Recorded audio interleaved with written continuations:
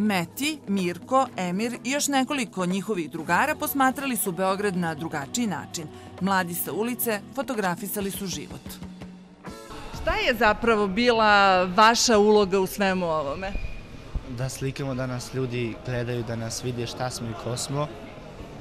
Pa šta misliš, jeste uspeli u tome? Šta ste i ko ste? Šta bi rekao? Da, sad znaju isto šta je lice ulice, sad može malo bolje da upoznaju šta je lice ulice. Šta najviše volite da fotografišete? Šta vam privlači pažnju? Izlazak sunca, to je meni, ne znam. Tebi?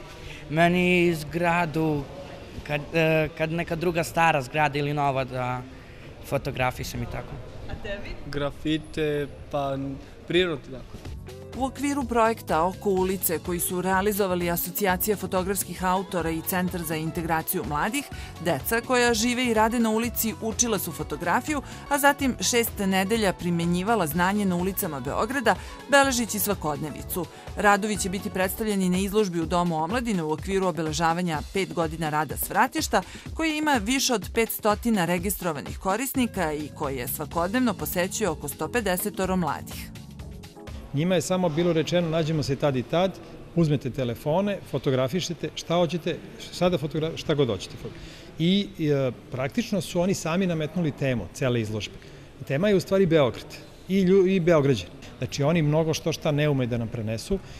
Na tim fotografijama se vidi i lepota grada i taj zalazak sunca, ta neka romantika. Oni su često, dosta fotografija ima da su fotografisali senke.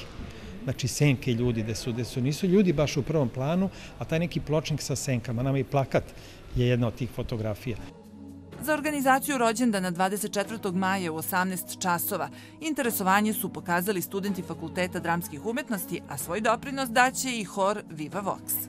Mi smo došli do ideje da napravimo humanitarni koncert za Svratište, da pomognemo klincima na bilo koji način koji možemo i došli smo do te ideje da organizujemo taj humanitarni koncert. Pitali smo Viva Vox da učestvuju, pristali su i na tome smo im jako zahvalni.